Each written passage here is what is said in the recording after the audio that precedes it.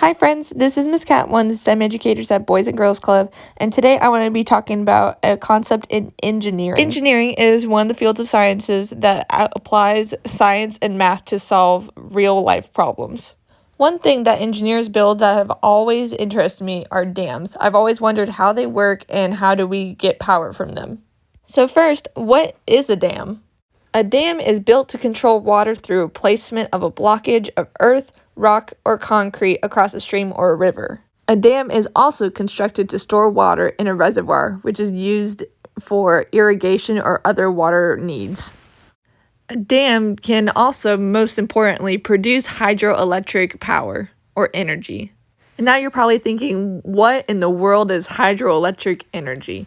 Well, hydroelectric energy or power is a form of energy that is harnessed from moving water. So something that can power our phones, our lights, it comes from the movement of water. So these are a few examples of dams. They kind of look like water parks, but I promise they're not. They're used to produce the electricity that we use. And this last one is the Hoover Dam. This is one of the biggest in the United States, and it's located in Nevada.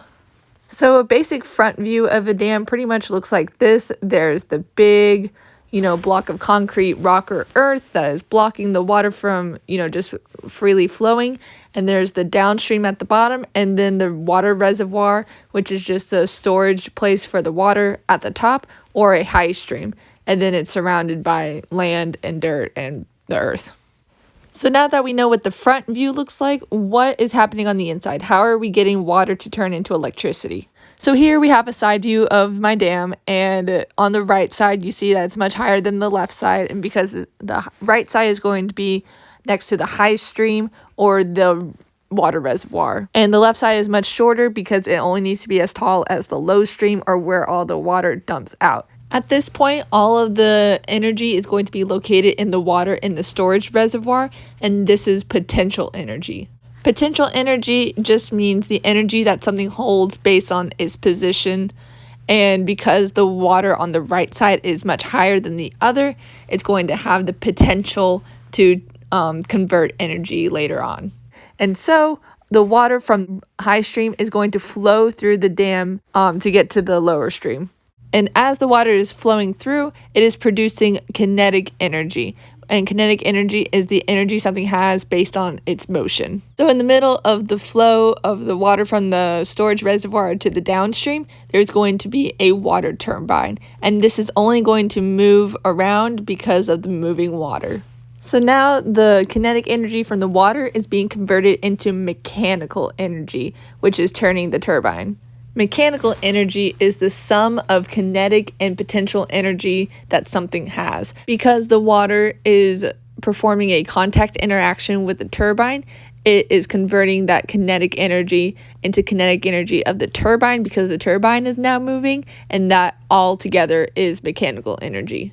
So now the energy has been converted into the kinetic and mechanical energy of the turbine, and this energy is going to be then converted into electricity through the generator above the turbine. In my diagram, the generator is the red thing in the middle, and this generator basically works as a battery and using the kinetic and mechanical energy from the turbine to produce electricity. And this electricity is then transported through the power transmission cables out into wherever we need it. So this is a basic diagram of what a typical dam will look like on the inside from the side view. So something important to remember is for a more successful dam to happen, the larger the height difference between the water reservoir or the high stream versus the downstream is, the more energy will be produced. So a quick review of the energy conversions that happen in a dam. We start with the potential energy of the water in the upstream, and then as the water flows down, it's converted into kinetic energy. And then as the moving water comes into contact with the water turbine, it creates mechanical energy. And when the mechanical energy makes the water turbine move, that creates its own kinetic energy, and that kinetic energy is then converted into electric energy because of the power generator. And that is how we convert water into electric energy. Well, I hope you learned something new about dams today, and I hope you also learned more about energy conversions, and I hope you join me again for next time.